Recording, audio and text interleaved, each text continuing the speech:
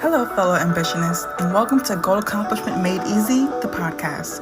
I'm your host, and this is where we turn your ambitions into actionable plans through proven strategies, personalized goal roadmaps, and a focus on progress. I'll guide you in breaking down big goals into milestones you can achieve. Each episode delivers practical tools to help you stay on track and make real progress towards your goals.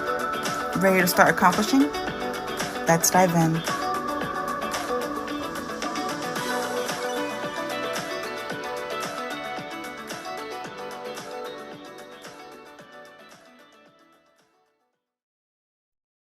Welcome back to Goal Accomplishment Made Easy, the podcast, a framework for consistent achievement. I'm Desiree Stapleton Gonzalez, Harvard certified business strategist, PMP certified project manager, and fractional COO, featured in Forbes, Business Insider, Entrepreneur, Thrive Global, and more than 50 other publications. So let's get into it. Confidence is one of those things people assume they're supposed to have before they start working toward a goal.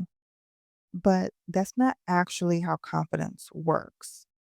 You don't start with it, you build it. And building it happens through doing the thing, not waiting to feel ready for it. When people tell me they want to feel more confident before they begin, what they're really saying is, I want to feel certain that this will go well. And that makes sense because nobody likes uncertainty.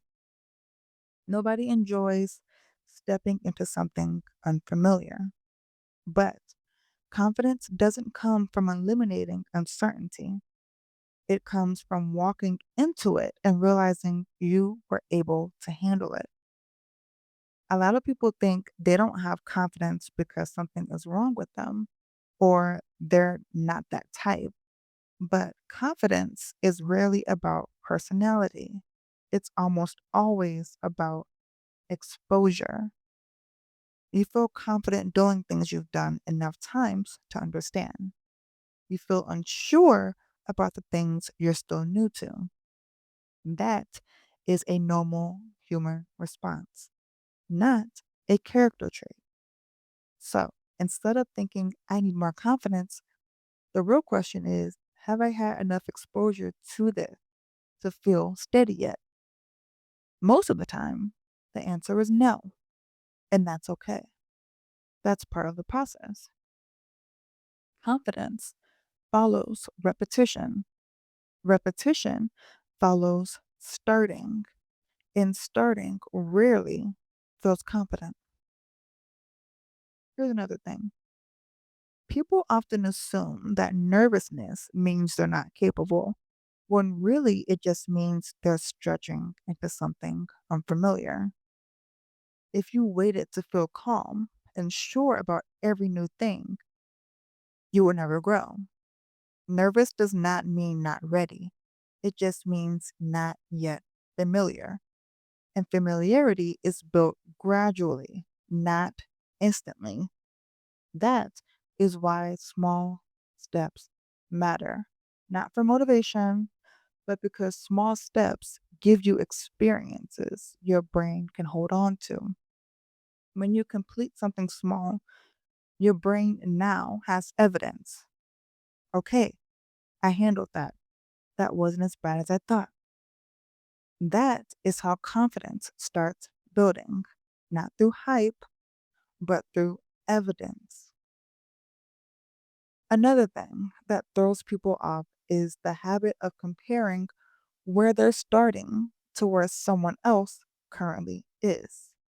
It's not that they lack confidence, it's that they're measuring themselves against someone else's middle or someone else's mastery.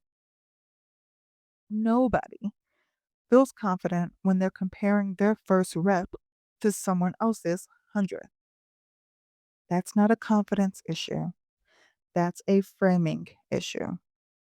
Confidence becomes much more accessible when you stop expecting yourself to feel ready on day one.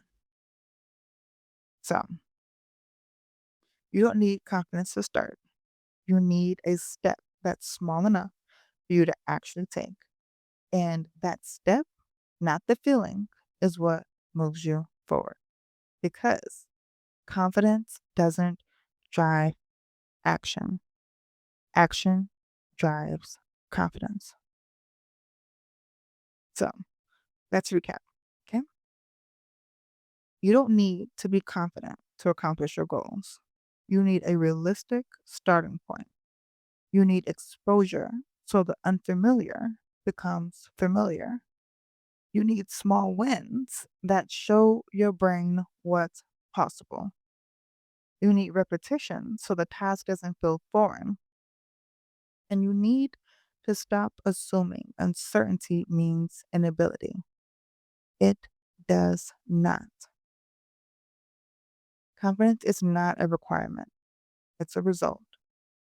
So, if you want a framework that helps you make progress even when confidence is low, one that gives you structure, clarity, and a step by step process you can depend on, you'll find it inside Goal Accomplishment Made Easy, the program. Visit goalaccomplishmentmadeeasy.com to learn more. I'm Desiree Stapleton Gonzalez, and this has been Goal Accomplishment Made Easy, the podcast. Thanks for listening, and I'll see you in the next episode. Thanks for tuning in to Goal Accomplishment Made Easy, the podcast. Stay committed. Keep taking those small daily steps and watch your goals turn to reality. For more resources and personalized support, visit goalaccomplishmentmadeeasy.com, and we'll see you in the next episode.